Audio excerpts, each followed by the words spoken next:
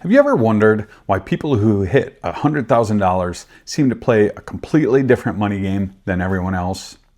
What if I told you that saving your first $100,000 changes you more than it changes your bank account? Right now, you might feel stuck, behind, or like no matter how hard you work, money never stays. As Warren Buffett once said, "Do not save what is left after spending, but spend what is left after saving." And here's the bold claim. $100,000 is the moment where money finally starts working harder than you do. Most people think the real life change happens at $1 million. That's wrong. The biggest shift happens way before that. In fact, once you hit $100,000, your progress to $1 million accelerates faster than everything before it combined. But almost nobody explains why. And if you don't understand this shift, you'll keep doing the same things that kept you broke, stressed, and frustrated. Stay with me, because by the end of this video, you'll understand why $100,000 is the line that separates survival from control. Benjamin Franklin once said, "An investment in knowledge pays the best interest." If you're watching this, there's a good chance you're grinding, you're saving, you're trying to be disciplined, but it feels slow, painfully slow. You might even feel jealous watching people online talk about investing, freedom, and passive income while you're still counting every dollar. I've been there. I remember staring at my account thinking, is this ever going to matter? But it does. And today, I want to show you exactly why $100,000 changes everything. Here's the plan. First, I'll explain what actually changes at $100,000. Second, I'll show you the psychological shift most people don't talk about. Third, I'll break down how money growth finally starts to feel unfair. And last, I'll show you how to use this milestone to leap toward $1 million. Stick with me, because the biggest insight comes later. Section 1, why $100,000 is different. At $1,000, money is fragile. One major emergency wipes you out. At $10,000, you feel a little safer, but you're still defensive. You're protecting money, not growing it. At $100,000, the rules change, because now even small percentages matter.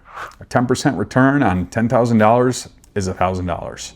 It's nice, but it's not life-changing. A 10% return on $100,000 is 10 grand. That's rent. That's a vacation. That's breathing room. And here's the part most people miss. That $10,000 didn't come from more hours. It came from time. And once you experience that, you can't unsee it. I remember when I first started contributing to my company's 401k plan, it seemed like it was growing at a snail's pace. And I asked, why should I even bother? I questioned my decision to save. I asked, should I rent a nicer apartment? Should I buy a nicer vehicle instead of saving? Next, I'll explain how $100,000 in savings shifted my mindset. Section 2, the psychological shift. $100,000 does something dangerous. It makes you confident. Before this point, every financial move feels risky. You're scared to invest, scared to make a mistake, scared to lose progress. But at $100,000, you stop panicking over every decision. You think longer term. You stop asking, can I afford this? And start asking, is this the best use of my money? That shift alone separates people who stay broke from people who build wealth, because wealth isn't built by fear. It's built by patience and positioning. As Robert Kiyosaki said, it's not how much money you make, but how much money you keep, how hard it works for you, and how many generations you keep it for. Section 3, why money starts compounding fast. Here's a simple truth. Compound interest sounds boring until it's working for you. At $100,000, compounding becomes visible. You can literally watch money grow without touching it. And that's addictive.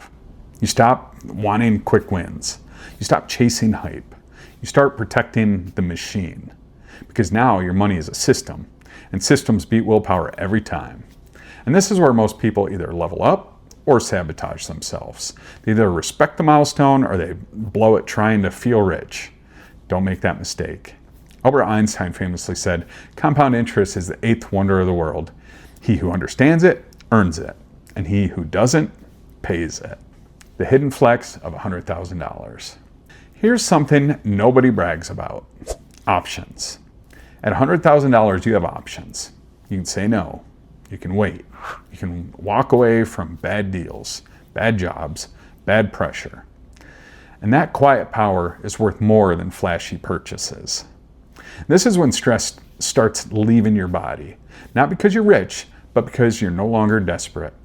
As Seneca said, wealth is the slave of a wise man and the master of a fool.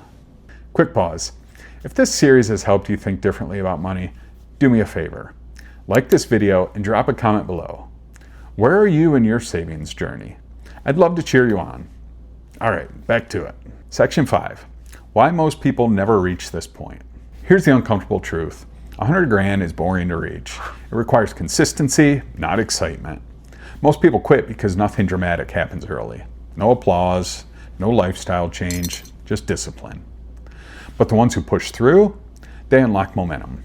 And momentum changes identity.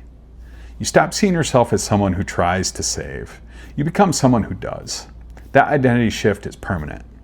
Jim Rohn said, discipline is the bridge between goals and accomplishment. Section 6. How $100,000 sets up $1 million. Here's the math nobody explains. Your second $100,000 is easier than your first.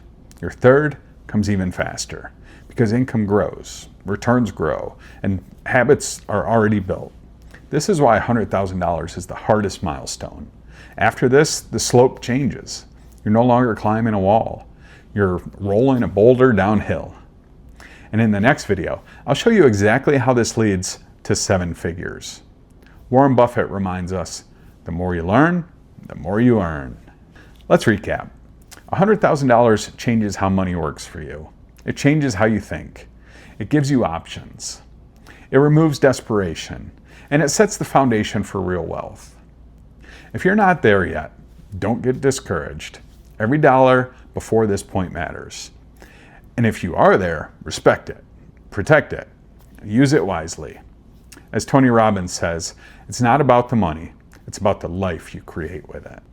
This is part 3 of the series, and part 4 is where things get really interesting. Because $1 million isn't just a number, it's a different life. Subscribe to Building Success and ring the bell so you don't miss it. My name is Stephen Kofer, thanks for stopping by. Have you ever wondered why some people stop stressing about money once they hit $10,000 while you still feel stuck even though you're working just as hard? Click this video to learn how saving $10,000 changes more than just your bank account. I'll see you there.